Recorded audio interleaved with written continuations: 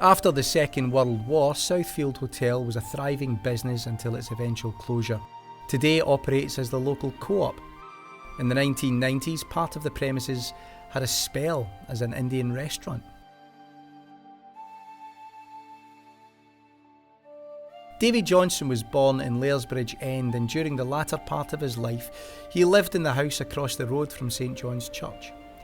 As of today, the site is a residential property.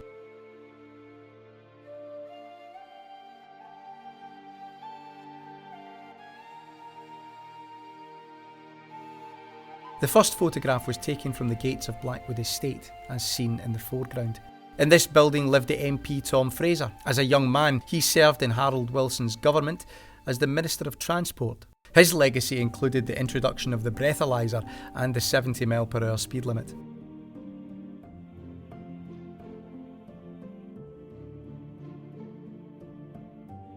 The second photograph was taken from the north side of Laresbridge End, with the cottage in the foreground.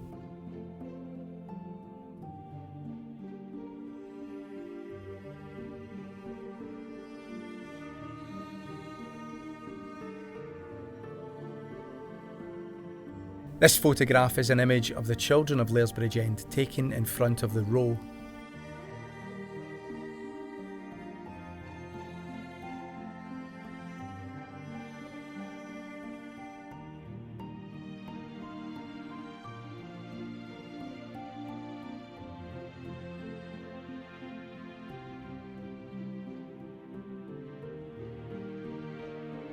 The custom of creeling required the bridegroom to carry a large basket, or creel, filled with coal.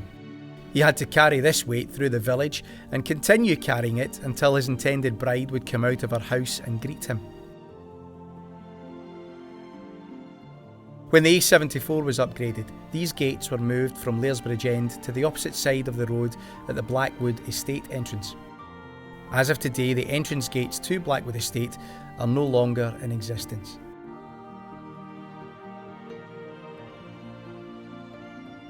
The Blackwood Estate Community Association was formed to protect this historically and environmentally significant ancient woodland at Lochwood for the surrounding communities of Kirkmuirhill, Blackwood and Boghead.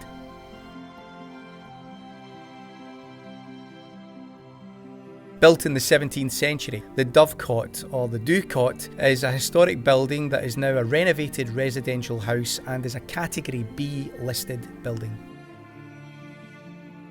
The Covenanter Memorial to William Laurie. William Laurie married Marion Weir, widow of the Laird of Blackwood. He was imprisoned twice for supporting the Covenanters. On the 7th of February 1683, he was condemned to death. A few days before the execution, a letter from Charles II postponed it until March. Laurie was finally freed and lived out the rest of his life at Blackwood Estate. Laurie's burial place is unknown, unlike that of his servant John Brune, who looked after the estate whilst Laurie was in prison. In March 1685, Brune was shot dead by Lieutenant Murray and buried in the Dovecot grounds where he fell. Blackwood House and Gardens belonged to the Hope Veer family and was demolished many years ago. The name Veer, which appears in a variety of forms in historical sources, but most often as Weir, came from a lowland clan who held possession in Lesmahago parish from 1400 AD, when Abbot Patrick of Lesmahago Priory granted Rothald Ware, Bailey of Lesmahago, half the church lands of Blackwood and the whole of Hawksland. In 1733, Catherine Veer, only child of Sir William Veer of Blackwood, married the Honourable Charles Hope of Craigie Hall, second son of Charles, the first Earl of Hopeton. After that, the family was known as Hope Veer. Two main roads in the village bear the names of Hope Road and Veer Road.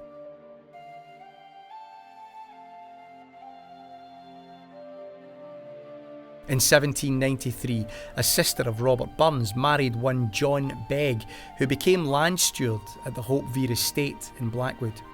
Begg was accidentally killed at the estate when his horse reared and fell on him, and afterwards Mrs. Begg supported herself and her family by teaching. In 1842, she was granted a government pension of £20 per year, which she drew until her death in 1858 at the age of 87. Her brother Robert had died at the early age of 37. The gardens attached to Blackwood House were magnificent, but few traces remain now. Blackwood Estate was important to the local economy for employing many staff, both within the house and stables, as well as in the grounds. This is the grave of Louisa Maud. Louisa Maud was the beloved wife of J.C. Hope Vere at Kirkmuirhill and Blackwood. She died on April 20th, 1882.